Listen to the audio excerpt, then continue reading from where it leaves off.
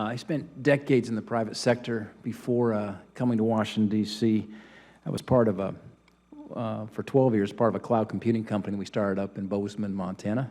Took the company public. Oracle acquired us a couple of years ago. In fact, if I were to ask you, where's Oracle going to put their North America Cloud Command Operations Center for the entire Oracle Cloud? If I said, is that going to be in Silicon Valley, maybe in Boston, New York, perhaps even Tel Aviv or Singapore, if I told you it was Bozeman, Montana, you probably wouldn't have been your first guess anyway.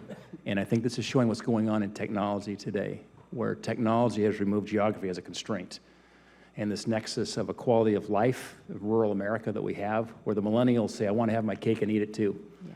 I don't want to have to sit in traffic for 2 hours. Right. I want to be able to get to a trout fishing stream, get to the mountains and so forth, but I want a world-class career, best in class as it relates to my business experience too. We have that now thanks to technology. So I've lived it, I've breathed it, I'm passionate about ensuring that we provide connectivity here for all of America, including rural America. And that also translates to our ag communities, where our farmers and ranchers are now in our high-tech operators in terms of what they do. It's amazing what's going on there, certainly in agriculture, as we improve productivity and we not only feed our country, we feed the world. So a question for Undersecretary Mensah. In your testimony, you highlight the need for more work to be done in expanding rural access to broadband, and then in just 50% of those living in rural communities have high-speed internet service. Despite this fact, the administration's Broadband Opportunity Council recently released a report on increasing broadband deployment and directed RUS to make funding available in areas that already have a broadband provider. Many communities in Montana, and I know I can speak with Senator Tester, who was just here earlier and made his comments, and from a Montana perspective. And by the way, we had Chairman Wheeler there, Tester, and I did last week in Montana. It was great to have him there to see what's going on in rural America. But many Montanans don't have access to broadband, not even one provider, let alone thinking about having two.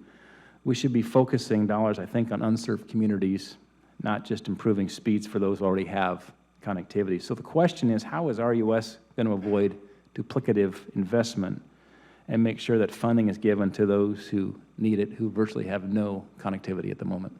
Thank you, Senator, for raising this issue, and thank you. It is certainly our intention to serve rural America with broadband services and to reach those areas which are beyond the last mile. So I want to share your seriousness about this. Let me ask, though, Administrator McBride to explain what it's like within the rural broadband program in RUS and to explain how we look at applications in our already oversubscribed Farm Bill broadband program so that we don't have a duplicative situation.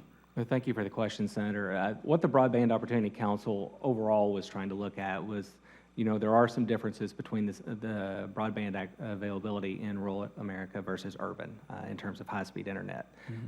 So that was one of the issues that the council looked at. In terms of how we administer our programs at RUS, in the 2014 Farm Bill, Congress included language directing us to require at least 15% of a potential application area that it would be unserved. So we have direction from Congress to include that percentage of unserved residents, and also the Farm Bill sets the standard in terms of how many incumbent providers can already be there. So if there are already 3 providers in a proposed service territory, that application would be ineligible. Let me ask a follow-up on that. Pivoting over to our tribal lands as well. Montana is home to 12 federally recognized tribes, plus 1 state-recognized tribe, the Little Shell.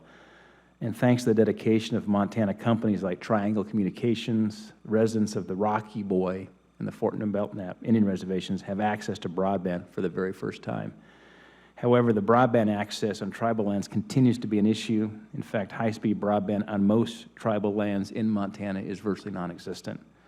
Since 2009, the USDA has awarded nearly $20 million in funding to provide broadband service in tribal areas. So the question is, what does RUS plan to do going forward to connect tribal communities?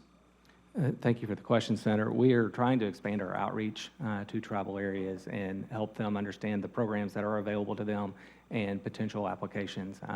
Earlier this year, we funded our first substantially underserved tribal area telecom application in New Mexico, and that was a great project there that brought fiber to the home in that area. So we're certainly open to this and would be happy to work with your constituents on this.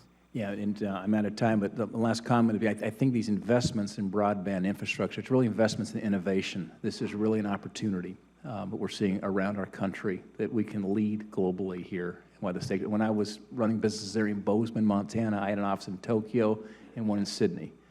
But I could do it right there from Montana. And this is really, I think, the wave of the future for our country. Thank you. Yes. Senator Daines, thank you very much.